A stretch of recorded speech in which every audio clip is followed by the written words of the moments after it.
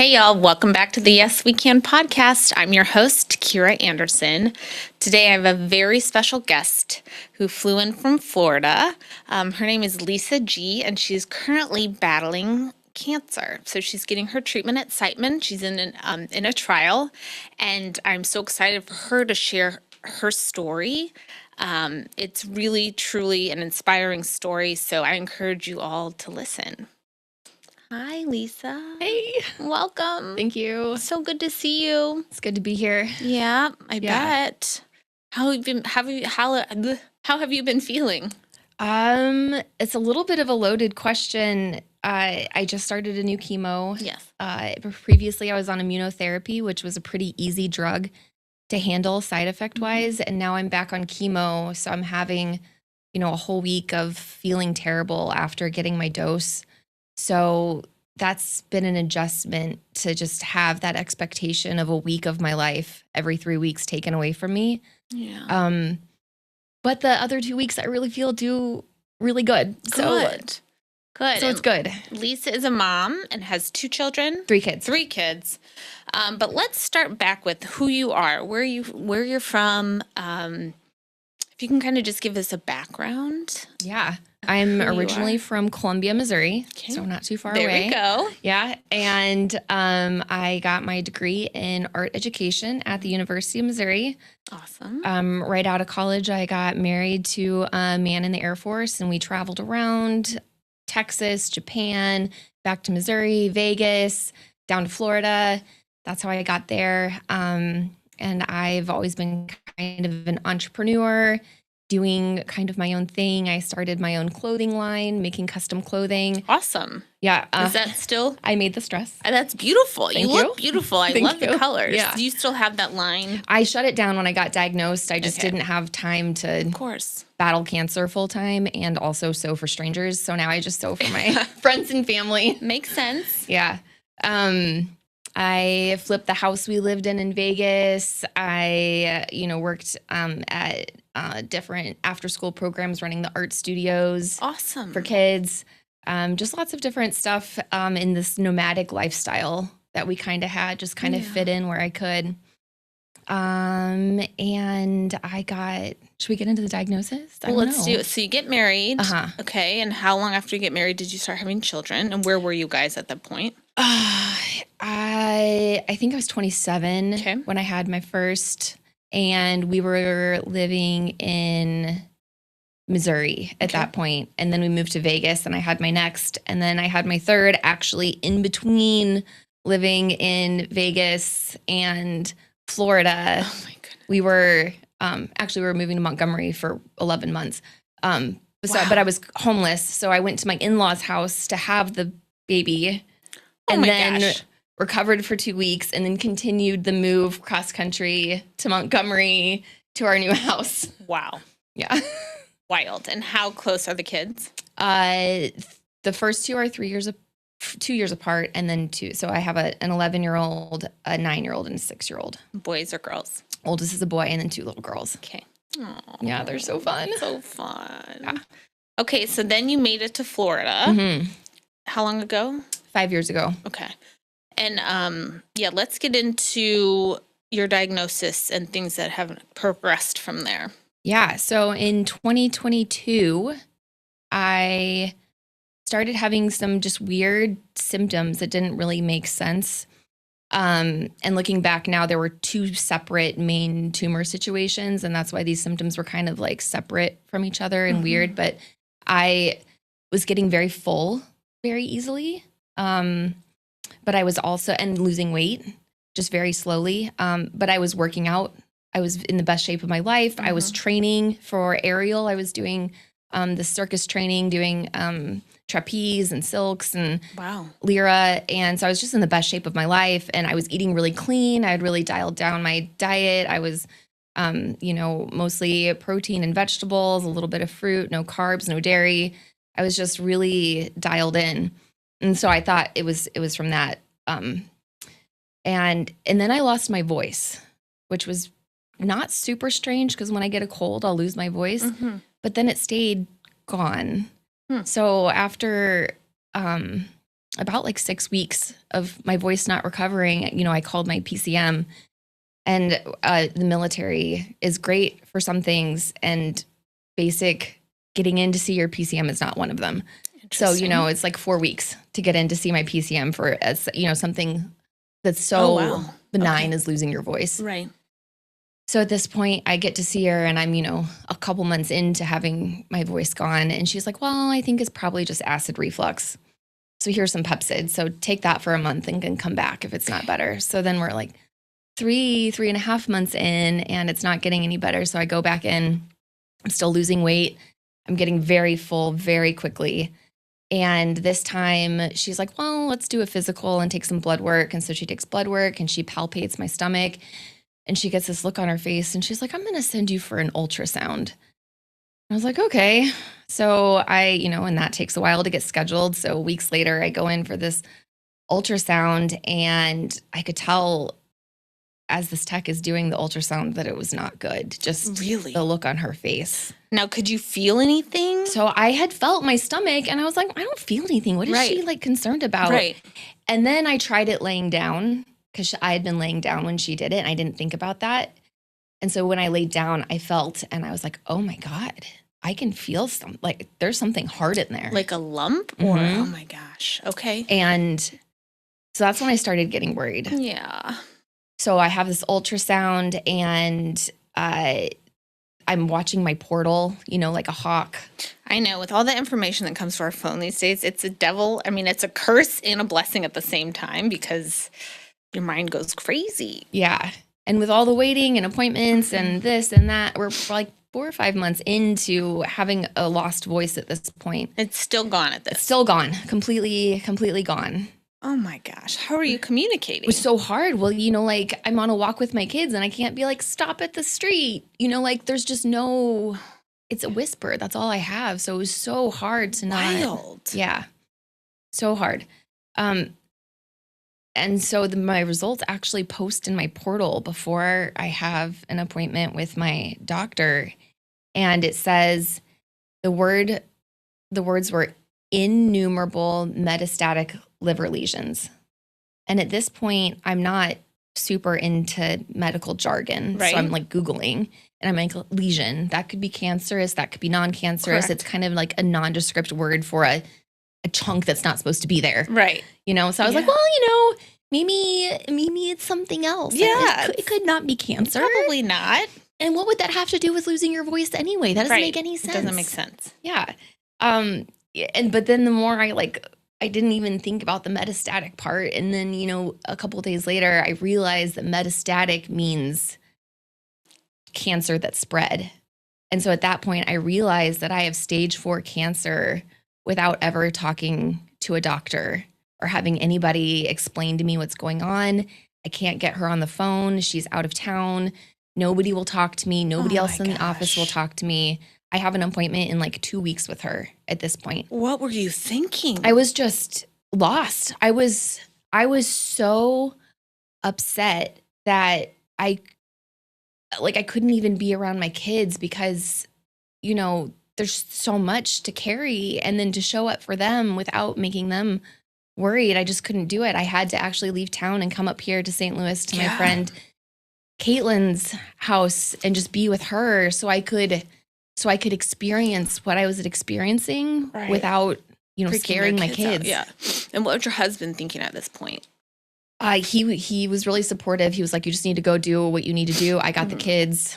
You know, we were all just really, really scared. Yeah. And then the craziest part is I finally get my PCM on the phone. How far after you saw the results? I think it was like a week and a half or 2 weeks. See, that is absurd to me. I tried to get somebody else, like another doctor, but nobody would talk to me. 2 weeks after you get, okay. That's 2 a problem. weeks after I find out that I have stage 4 cancer, nobody will talk to me. Because she's out of town. Okay. So I can tell the minute she gets on the phone with me, she doesn't know yet. I can hear her. I can hear the way her voice changes as she's talking to me when she opens up the file and she goes, oh my God, this says you have cancer. You're like, yeah, I know. I know. I've known this for weeks. That's what I've been trying to get a hold of you.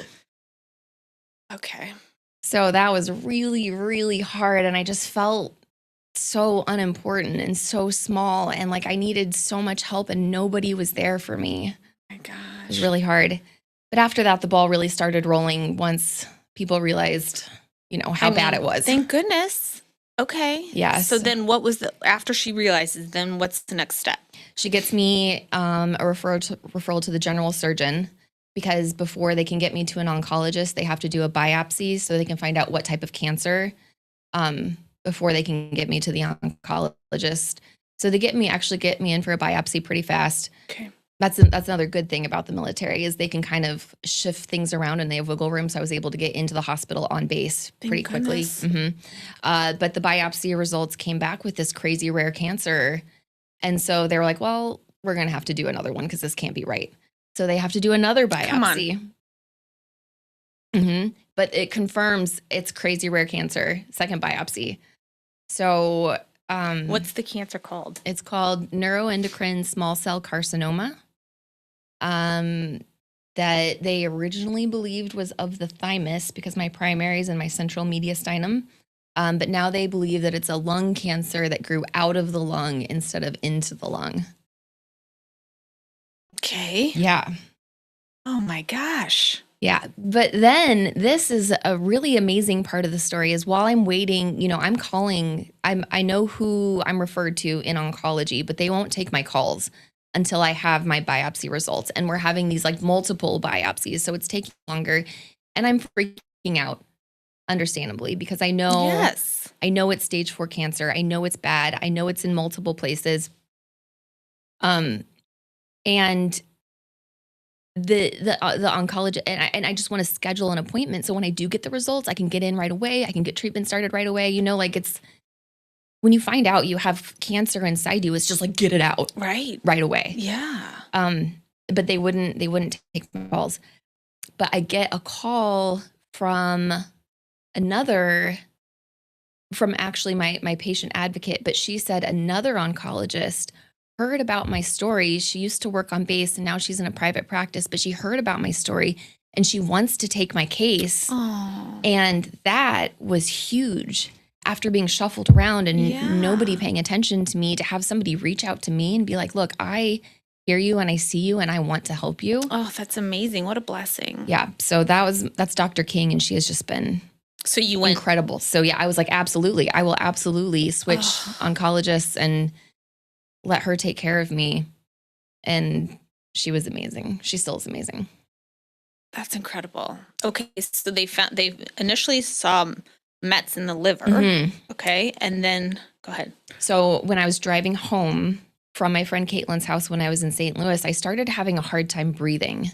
I noticed I was taking these like shallow breaths and it just felt kind of like I was gasping for air, even though, I was not exercising.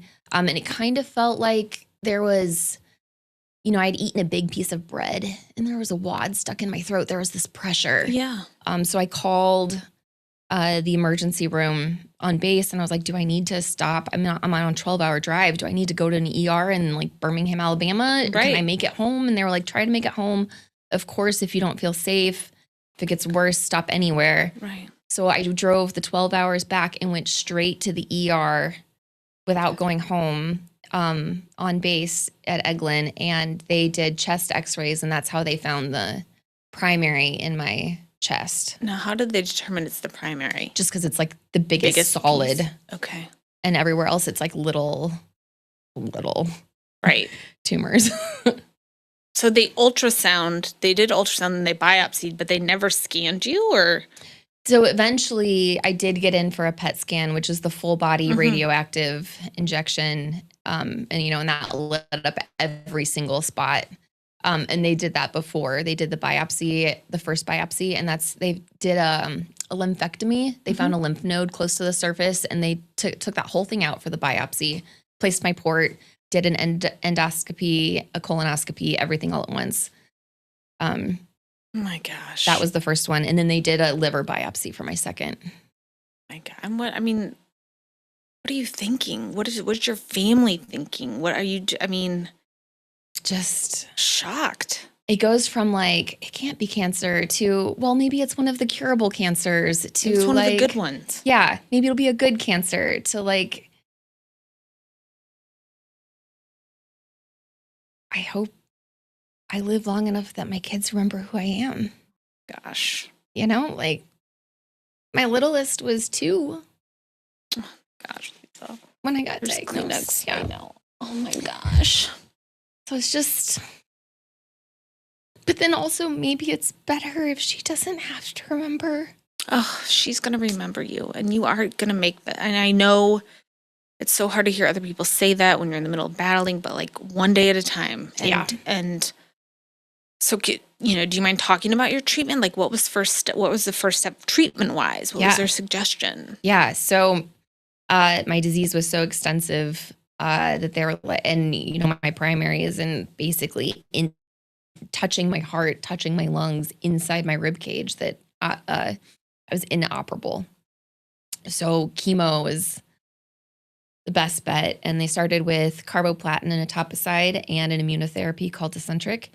And one of the good things about fast growing cancer is it generally responds quickly to chemo. So after my first dose, I actually started feeling so much better. Really? You know, and I joked with my doctors about, you know, how much I loved chemo because I just felt so much better. Gosh.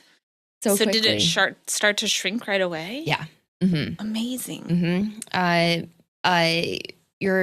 happened with my primary is it was pushing on my vocal nerves. So it froze my vocal cords. And that vocal nerve is very sensitive. And even when the pressure is relieved, it can take months for it to decide to stop working again. So my liver felt better. I could eat. You know, I remember the first time I ate a whole plate of food and it was just like, oh, so good. I bet. Be able to just physically be able to eat. Yeah. But it did take longer for my voice to come back. But it came back. It did. So how many rounds of that? Like where? So normally with carboplatin, they do 4 rounds before it just ends up being too toxic and you're not getting as much results. But I handled the toxicity really, really well. And so we went 6 rounds. And we did scans between every 2 rounds. And we could tell between 4 and 6, it was shrinking a lot less. It wasn't really doing anything at that point. But then I stayed on that immunotherapy and continued that for 6 more months of stability. And that was really amazing. So it stayed or it helped shrink? It just stayed stable. So stayed stable. Okay. And during this time, they asked me if I wanted to, this cancer generally will spread to your brain or your spine. And that is usually what kills you. And so they asked me if I wanted to do prophylactic whole brain radiation or if I wanted to do scans every 3 months, MRIs, brain MRIs, to see if it was going to the brain. And what? You know, they ask you these questions, you know, like, what drug do you want to go on? What this do you want to go on? And it's like, I'm not the medical professional. I don't know. So, you know, I was doing tons of research. My sister's doing tons of research for me. And I decided to go with the scans every 3 months. Okay. And I think that was a good choice. So I'm getting scanned every 3 months. I was getting PET scans still at this point, every 3 months. And eventually we had progression, which is considered like a 20% growth or more. And at that point I had already had a second opinion at MD Andersen for clinical trials because we knew that was going to be the next step. And so I headed out to MD Andersen and started a clinical trial. It's called a molecular glue degrader. And I was on that for 6 weeks and I could tell it wasn't working because I just felt terrible and worse and worse. So they did scans after 6 weeks and it confirmed it wasn't working. Did you have to be at MD Andersen or could you go home? I was able to go home. Okay. That was so long. That was over 2 years ago at this point. I can't remember how often I had to be there, but I think it was maybe only every 3 weeks. Okay. And so at that point, they're getting me ready to start this trial here in St. Louis for Briximag. At that point, it didn't even have a name. It was just BI 765432, you know, like the number of the drug, yep. But in getting ready for that trial, they found my first brain tumor. Oh, gosh. So I'm feeling super sick. It's been growing because that last drug didn't work. It's been growing out of control for weeks. At this point or right now? At that point. At that point. Okay. Mm-hmm. So I was just so sick. And then we had to delay treatment because I had to get this brain tumor treated. And luckily they were able to do the gamma knife, which is a very targeted one-time treatment. But then there is a washout period. So I had to have a 2-week washout period before I could start the treatment. And my sister is at this point helping to take care of me. Yeah. And I, after the gamma knife, I went back home to Florida, and I was so sick that they were not going to let me into the trial. They were like, your liver function's too bad. You were worried you're not going to make it. You're not going to survive it's kind of a rough trial to start. And my Dr. King, my local oncologist, called the trial oncologist and basically was like, this girl is a fighter. You have to give her a chance. She can handle it. She can do it. And so, Dr. Morgenstern will tell you, against his better judgment, he let me into the trial. Awesome. And I was so sick, I couldn't even fly to St. Louis. My sister had to drive me. And I was just laid down on morphine and oxycodone the whole way. I don't even remember the drive because I was so drugged up. Oh my gosh. I was in so much pain. I could barely walk. I couldn't eat. When was this? This was October of 24. Okay. I think. Okay. Somewhere around there. Yeah. And so they get me up, and this drug, you have to be inpatient to receive it. For 6 weeks, you get 6 doses every week, inpatient. Because the side effects can be so severe because it causes the cancer to die so quickly. And when cancer dies, it releases cytokines. And so you get cytokine release syndrome, where your body is just flooded with these toxins from the cancer dying. You can't even handle it. And so I was in the hospital 4 or 5 days after each dose, battling like high fevers, shakes, extreme nausea, vomiting. Just my body it was crazy. But again, it worked so quickly that within 2 weeks, I felt so much better. And it shrunk. Because the cancer was shrinking so fast. It shrunk 40% So it worked. in 6 weeks. It worked so well. Oh, so well. 40%. That's amazing. In 6 weeks, yeah. Wow. Yeah, it was incredible. Yeah. And then I ended up being able to be on that drug for 2 years and 2 months. Seriously? Mm-hmm. So how much more shrinking? So after the first 6 weeks, it would shrink like a couple percentage. Yeah. Each week. And then at some point, it eventually just started being stable. But, when you're talking about this kind of aggressive cancer, stable is more than good. Yeah. Yeah. Were you still getting sick, or was your body getting used to it? Definitely. So once the cancer stopped dying off so aggressively, I didn't have those side effects anymore. Okay. I would be sick for nauseous for about a day afterwards, and then I would be totally fine. The biggest symptom was almost complete loss of taste, which is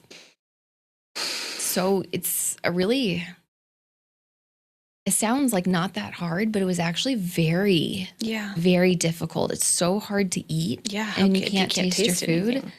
Textures can be really off-putting. Yeah. And then I've always had, I didn't realize how emotionally attached I was to food and the comfort it brought me and the joy it brought me. I love to cook. Yeah. I love to eat until that was taken away.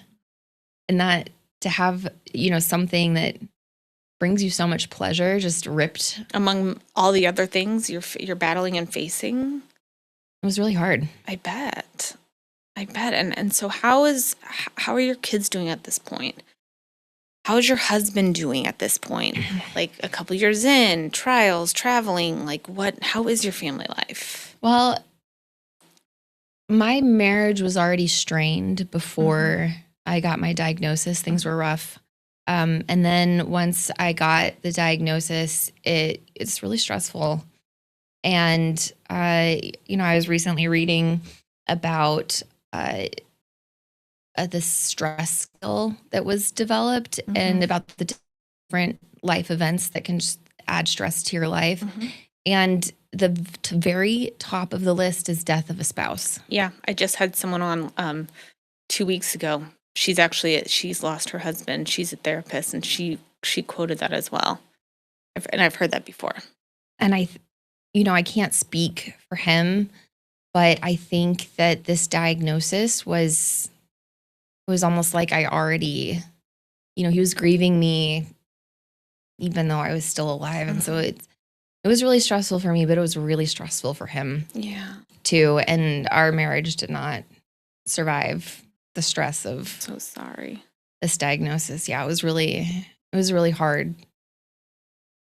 But on this end, I feel like things are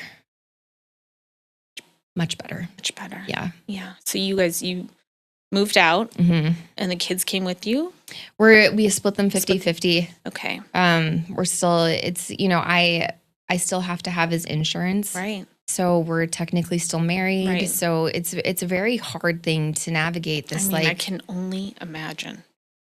So we're really still trying to figure it out and just take it season by season. And then, there's times when, like right now, I've started this new drug and I had to be in St. Louis every single week for 9 weeks.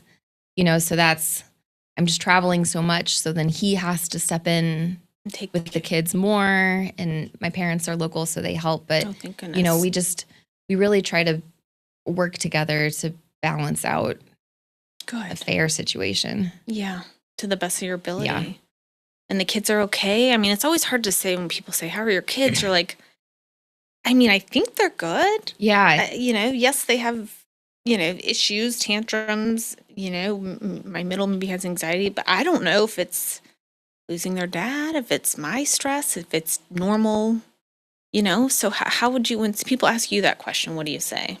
I told them when I was diagnosed that it was, their grandma had breast cancer. So I was like, how grandma she had chemo and then she got better. My cancer's never going to go away. I'm going to be fighting it until it kills me. And so they know it's terminal, but I never told them, the doctors gave me 12 months to live when I got diagnosed. That's with all treatments available. So I never told them a timeline because, we're 4 years out now and I'm still here and thriving, honestly, despite,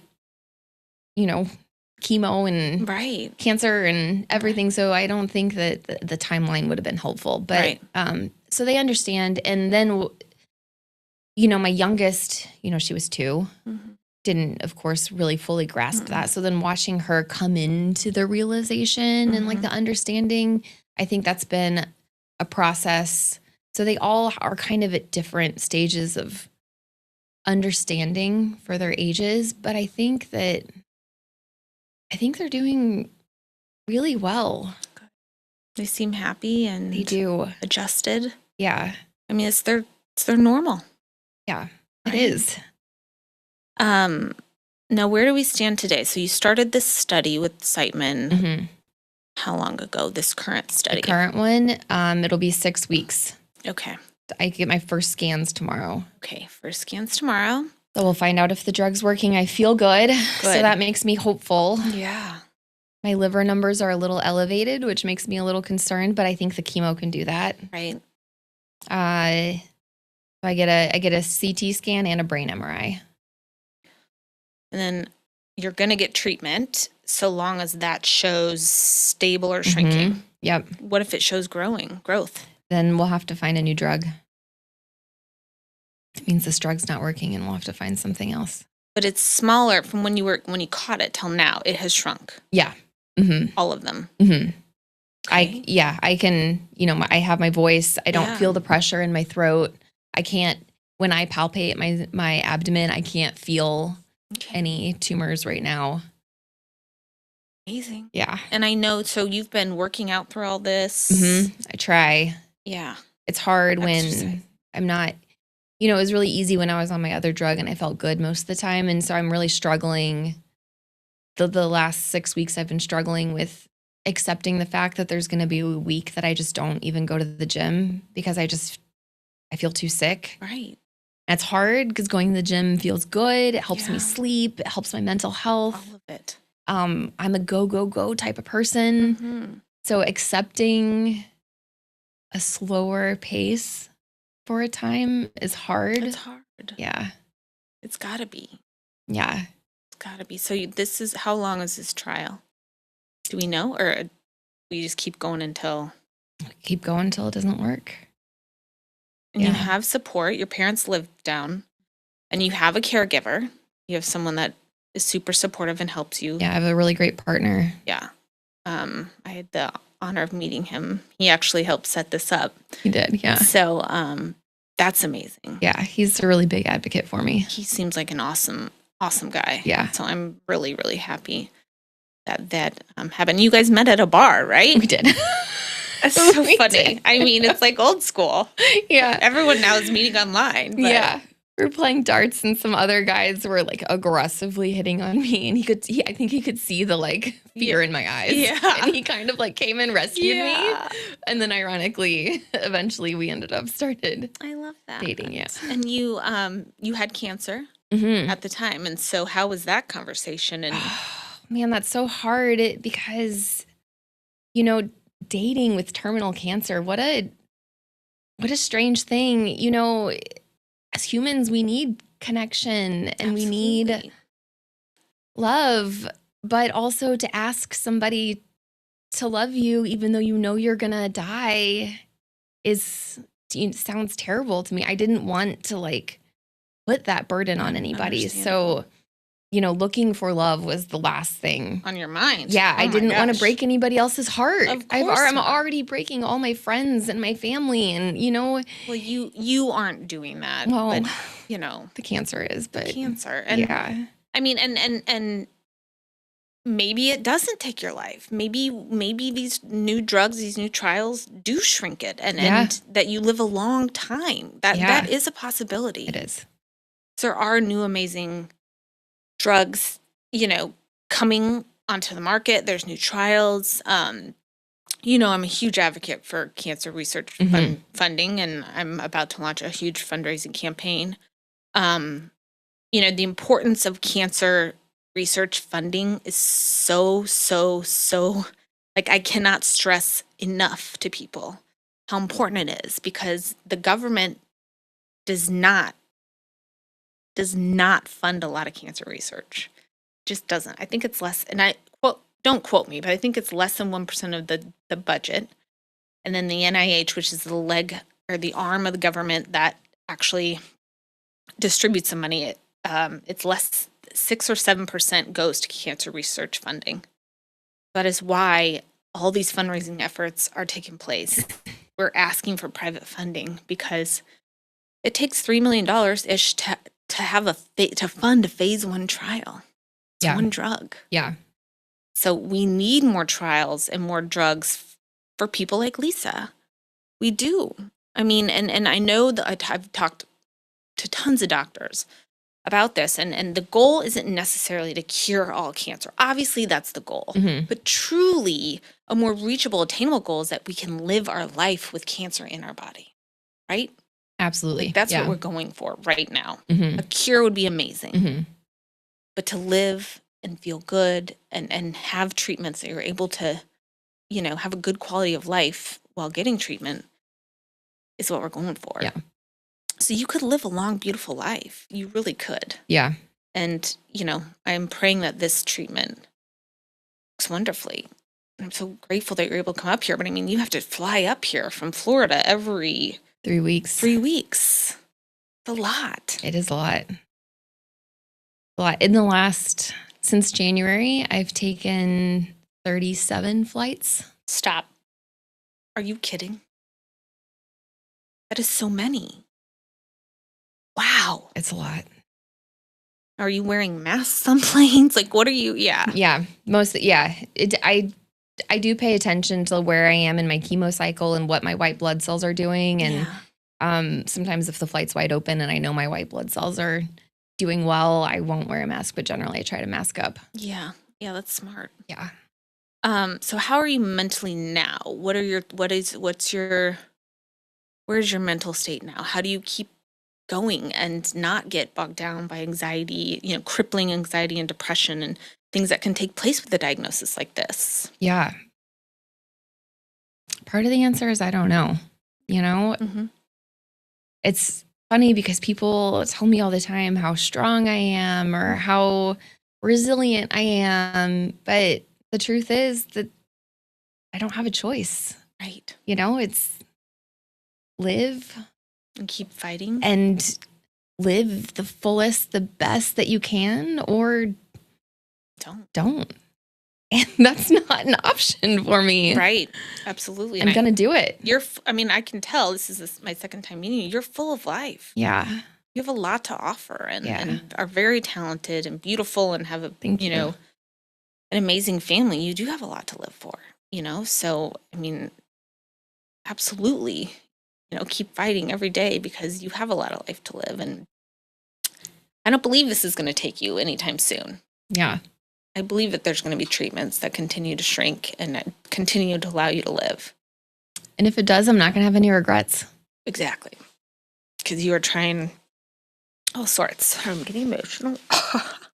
It's hard sometimes to, sit with people that are battling like you and just to, it's really humbling and it makes you, and I hope it makes others realize like every day is a gift.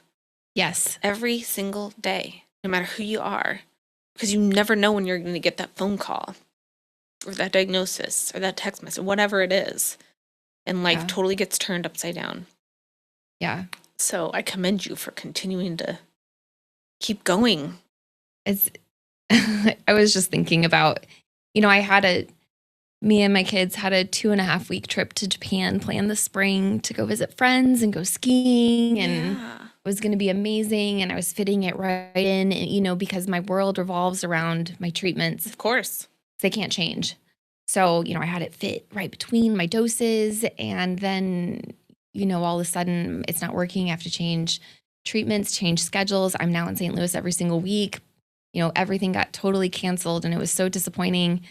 But last minute, I ended up deciding to take my, before I was having a dose during their spring break, but now I was available during their spring break because my treatment schedules changed. And so literally the day I got back from St. Louis, we packed up and flew to the Caribbean and spent 5 days. And the day after I got back, I went back to St. Louis for another treatment. And it's not convenient. It's not easy, but I'm going to fit it rather than just, it's canceled, it's over, we can't do anything. I'm going to make it happen. I'm going to make memories happen. I'm going to make life beautiful, full, fun life happen.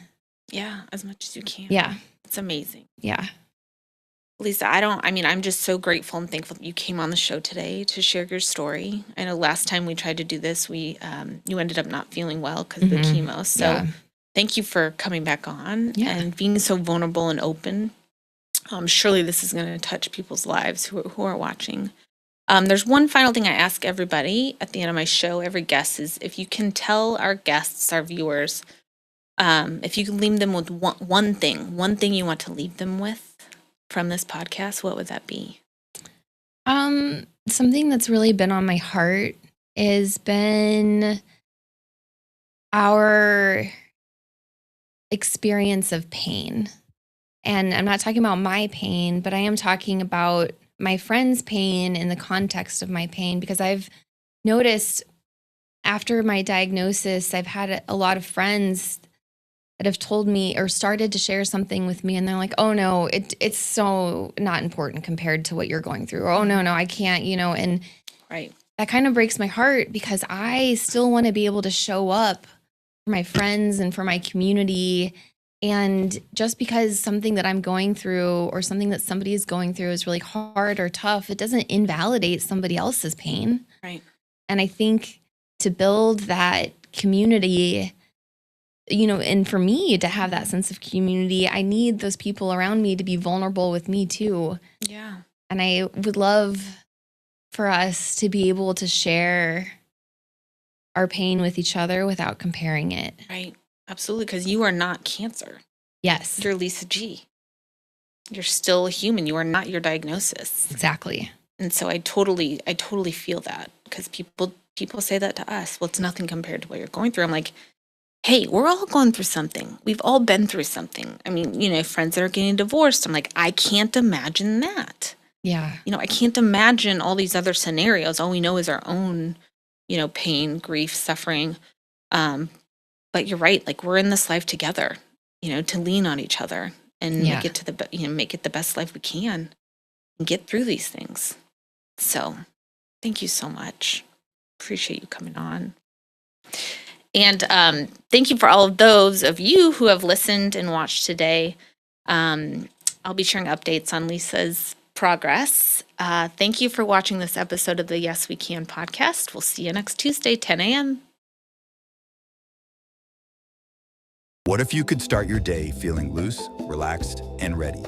Deep hydrotherapy right in your backyard. Relax with your family or friends, or work out with our Michael Phelps Edition Swim Spas. Worried about maintenance? We have factory-trained service nearby whenever you need it. Plus, we're here for you long-term if you have any questions or need to refill supplies. You can even test spas at our showrooms. Spas and More, A+ rated, locally owned for 20 years. We put the in spa.